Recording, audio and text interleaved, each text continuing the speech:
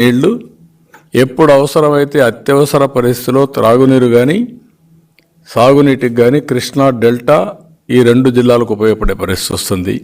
దాన్ని కూడా పూర్తిగా నిర్లక్ష్యం చేశారు. దానివల్ల ఈరోజు మీరు చూస్తే విధి లేని పరిస్థితిలో ఈ సంవత్సరం ఆపరేట్ చేశాడు, లేకపోతే తన్నేవాళ్ళు పట్టుకొని, అందుకని ఆపరేట్ చేశాడు. అప్పటికి లేట్ అయింది. జరగవలసిన నష్టం బాగా జరిగిపోయే పరిస్థితి వచ్చింది. రెండోది, ప్రభుత్వం వచ్చిన తర్వాత ఇరిగేషన్ పైన పూర్తిగా సీతకన్నేశారు, మొత్తం సర్వనాశనం చేశారు.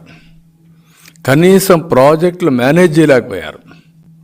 దురదృష్టం ఏంటంటే ఏ ప్రాజెక్టు కూడా సక్రమంగా మేనేజ్ చేయకుండా ఎప్పుడు కూడా ప్రాజెక్టులు కట్టడం ఎంత ముఖ్యమో, ప్రభుత్వ ఆస్తులు నిర్మాణం చేయడం ఎంత ముఖ్యమో, ఆ ఆస్తుల్ని మెయింటైన్ చేయడం కూడా అంతే ముఖ్యం.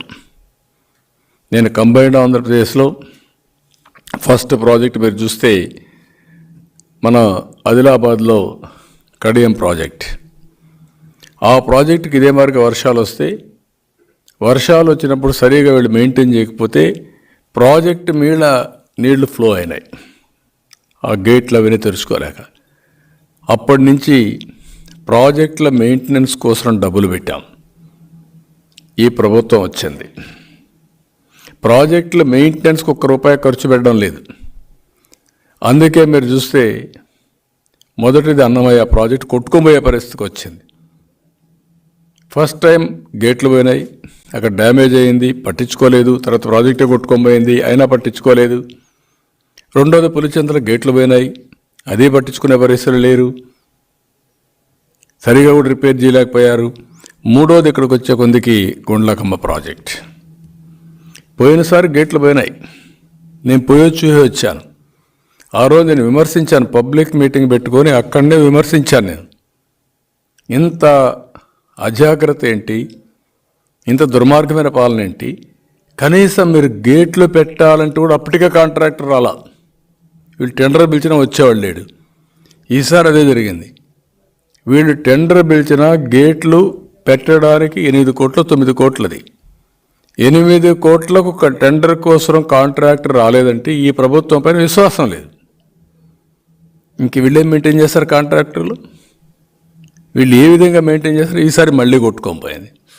2 TMC నీళ్లు కరువు ప్రాంతంలో ఏదైతే పంట పొలాలకు ఇవ్వాల్సిన నీళ్లు మొత్తం వెళ్ళిపోయే పరిస్థితికి వచ్చింది. ఈరోజు ఇలాంటి సంఘటనలు చాలా జరిగాయి. దీనివల్ల 8 మంది ఈ యొక్క తుఫాను వల్ల దెబ్బతిన్నారు. 7 మంది రైతులు ఆత్మహత్యలు చేసుకున్నారు.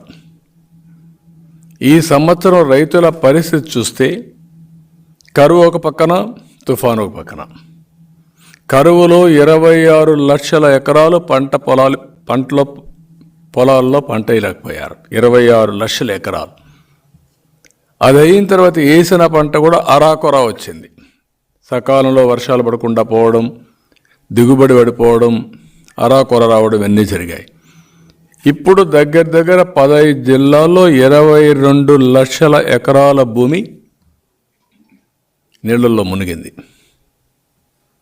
ఇక్కడ ఇంకొక పెద్ద దారుణమైన పని చేశారు, మామూలు పని కాదు. పంట పొలాలు ఎక్కడా మెయింటైన్ చేయలేదు, డ్రైన్స్ మురికి కాలువలు ఎక్కడా మెయింటైన్ చేయలేదు. ఎప్పుడైతే నీళ్లు వచ్చాయో నీళ్ళన్నీ పొలానికి పోయినాయి, మురికి కాలువ నుంచి, డ్రైన్ నుంచి. ఆ నీళ్లు తిరిగి వచ్చే మార్గమే లేకుండా 4 రోజులు 5 రోజులు సముద్రం మారిగా భూములని తయారై 2వ రోజు 3వ రోజుకి మొలకలు రావడం మొదలుపెట్టాయి. ఎప్పుడైతే ఆ డ్రైన్స్ కానీ సరిగా కానీ మెయింటైన్ చేసుంటే, నీళ్ళు వచ్చినా మళ్ళీ ఆ నీళ్ళు వెళ్ళిపోయి ఉంటే కొంత డ్యామేజ్తో పోయింది. ఇక్కడ మీరు చూస్తున్నారు ఆ ఫోటో, ఇదే సీన్, ఇది తక్కువ సీన్. ఆ మాత్రం పంటన కలపడింది. ఎక్కడ కూడా మామూలుగా అయితే ఒక కార్పెట్ మారిగా తయారైంది. ఆ కార్పెట్ పైన కూడా మీరు చూస్తే ఎంత దూరం చూస్తే అంత దూరం నీళ్లు ఉన్నాయి, ఒక సముద్రం మారిగా. సముద్రానికి భూములకి వ్యత్యాసం తెలియని పరిస్థితి తీసుకొచ్చేసారు. ఎక్కడ నేను చూపించని కూడా చూపించాను, గండ్లన్నీ చూపించాను. ఒక్క ముఖ్యమంత్రి కానీ మంత్రులు కానీ ఒక్క మాట మాట్లాడడం లేదు.